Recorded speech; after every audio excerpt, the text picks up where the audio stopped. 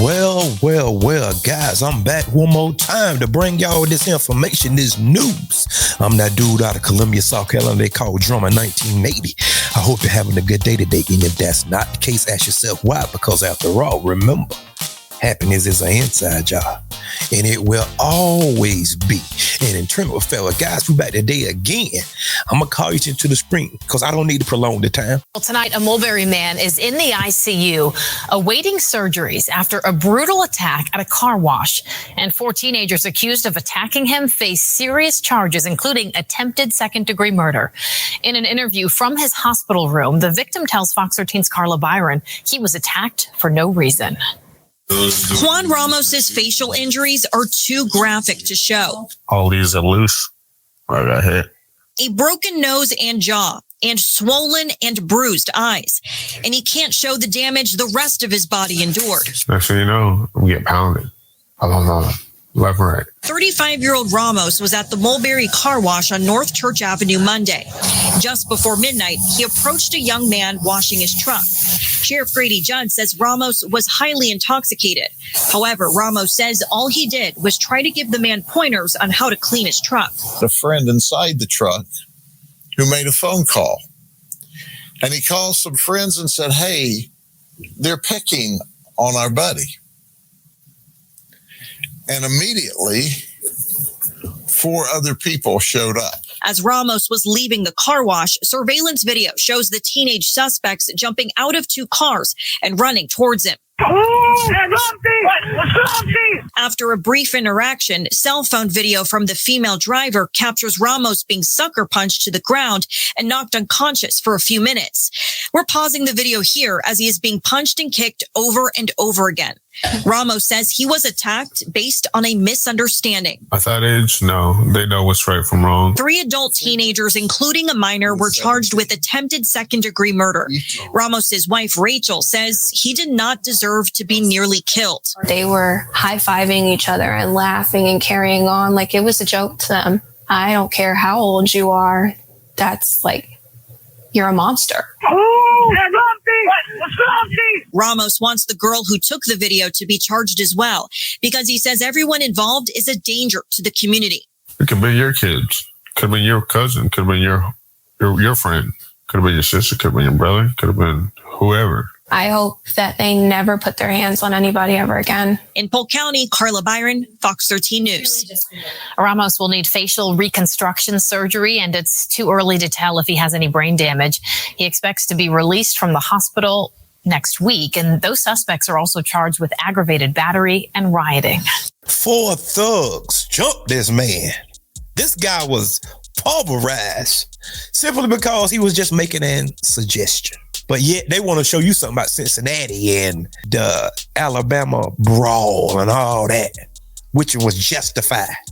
Somebody put their hands on both cases. In Alabama, that dude had a right to defend himself. In Cincinnati, them Russians, them communists, as y'all call them. But yet everybody going against the black people for defending themselves. So that's why I don't get into all of that. Well, they Russian, they Jewish, they all the same. It's different tiers within whiteness, but they all work together in cahoots together. So I don't get into, well, it's the Jewish, oh, it's the Anglos, oh, it's the Brits, oh, it's the Spanish. They the same. Did you hear me? They the same thing. Family, these 4 criminals here need to be locked up and given extensive prison time. Huh? Is that not the truth? Simply because he just made a suggestion? He didn't hit anybody now. He didn't threaten nobody. Didn't do none of that. But yet you don't see this going viral, do you? That's why Drummer is going to bring it to you guys. Criminals roaming the street. Get them. Lock them up and throw away the key. Breaking update in a story we brought you at 6. The Nebraska State Patrol says they're investigating an apparent triple murder-suicide in rural Dawson County. According to NSP, this morning at approximately 9:45 a.m., the Dawson County Sheriff's Office was dispatched to a residence at Johnson Lake. Upon arrival, deputies found 4 deceased individuals, all who were residents of the home. The deceased had been identified as Jeremy, Bailey, Hudson, and Asher Coach. Following preliminary investigation, NSP believes 42-year-old Jeremy killed each of his sons, 18 and 16 years old, and his wife, Bailey, 41 years old, before taking his own life. All 4 were found with fatal knife wounds, and a knife was found at the scene. NSP is leading the investigation. The Dawson County attorney has ordered autopsies for all 4 of the deceased. According to a GoFundMe account, one of the sons was set to graduate from Cozad Community Schools today. Bailey was an active advocate for Jeremy's mental health. Family, what's with these people unaliving their whole family? If you wanted to just eliminate yourself, do that. But you want to take out your wife and your 2 children? Boy, I'm going to tell you something. And this is common practice. This is not some type of happenstance or some type of aberration. This is common practice. And they will dwell on it shortly and then move on because they really don't care, because this is the price that you pay for holding up a system. The people that participate want their way all the time, and whenever that they can't get it, that's why you see so many meltdowns and conniptions and them pitching a fit so much. Case in point, the pandemic in 2020. You see how they was having a fit simply because they was told to put on a mask. Oh, you violate my rights. See, because they so accustomed to having their way all the time. And something as simple as putting on a mask. Oh, you violate my constitutional rights. This guy eliminated his whole family and then himself. What could be that bad to where I want to take out my whole family? What could be that bad, guys? Can you think of something? If I go bankrupt tomorrow, I'm not thinking, well, I don't want my children and my wife to suffer. I'm not thinking that. I'm going to find a way to get back up on my feet. That's what men do. Did you hear me? That's what men do. They find a way. In spite of, against the odds, when you're back against the wall, you still find a way. So I don't know what was going on, but apparently in his mind, in his world, he couldn't take it. So the answer is just eliminate everybody. Stabbed my daughter. Put your hands on my daughter. That's okay. I got it all on video and I'm pressing charges. You will be going to jail. It is a confrontation caught on camera following an apparent case of road rage in Cheektowaga.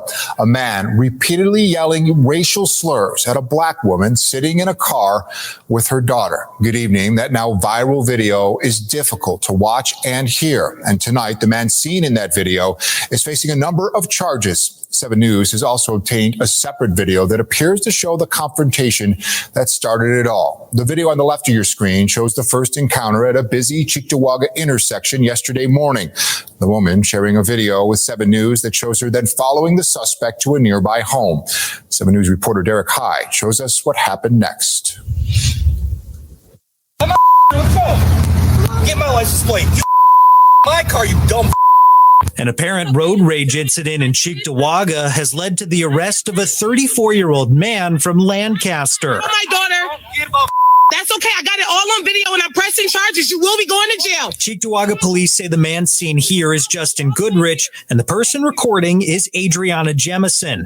Jemison tells me she took this cell phone video after Goodrich choked her daughter while she was sitting in the passenger seat of her car Tuesday morning at Union and George Urban Boulevard. Wednesday afternoon, I obtained security video from a nearby business that shows what appears to be Goodrich's car on the right and Jemison's on the left. Goodrich then appears to exit his car for about 10 seconds. Jemison also exits her car. She tells me Goodrich reached inside her passenger side window to choke her daughter. You can see both drivers speed off seconds later. It was a traffic issue. Someone came off a side street. They weren't happy, and it led to the road rage incident. Jemison shared this video showing her then following Goodrich down the road to a nearby home.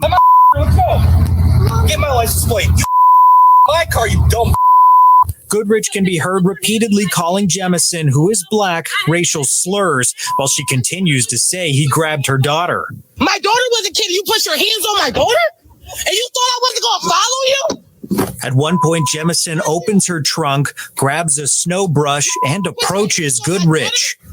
You can put your hands on my daughter? You touch me with this, I swear to God. What are you going to touch me with this? Both parties then leave. Cheektowaga police say officers arrested Goodrich Tuesday night and charged him with harassment, criminal mischief, and endangering the welfare of a child. The derogatory comments that were made are something that we can't stand for as a community, as a police department. But at the same time, we did our job yesterday. We investigated this incident and we made an arrest.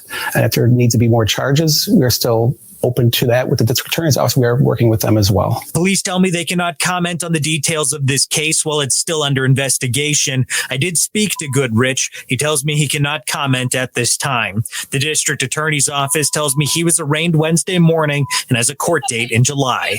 Derek Hyde, 7 News, Cheektowaga. Well, ladies, this is why you need a man. So hold on. So he gonna reach inside of the car and choke my child, and he made it to his house. And then whenever that you get to his house, you argue with him, he called you some racial slurs, you go grab some type of brush out of the trunk. We don't grab brushes, we got sweepers. God almighty, did somebody catch it? For the people that's on it, no, we got sweepers, we don't have brushes. Family, this is why they always go after soft targets, women and children. They don't jump on a man unless they about 50 of them. Be careful with these road rage incidents, guys. Because a lot of times, if they see a guy, most of the time, they're not going to do nothing most of the time. Now, some of them will jump brave. Some of them will jump brave. But that's where somebody like me come in at. Because I put a stop to it rather quickly. Not just talk, guys. This is not no internet stuff. I live what I say. I live everything I tell you. Family, I'm within law. It's my constitutional right to defend myself against any threat.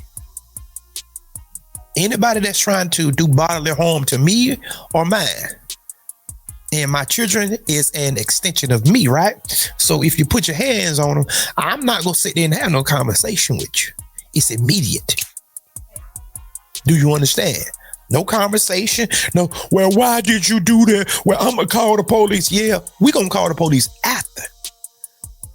But until I can eliminate this threat here, we'll get to the police thing and call the ambulance or the coroner after that. You understand? Because there ain't no need to call nobody right now because your hands are on my child. You understand that? So there is no conversation that need to be had. Unless I'm doing like the old black parents used to do. While they whooping you, they talking to you. You understand? All right. But until next time, peace and remember that there is more.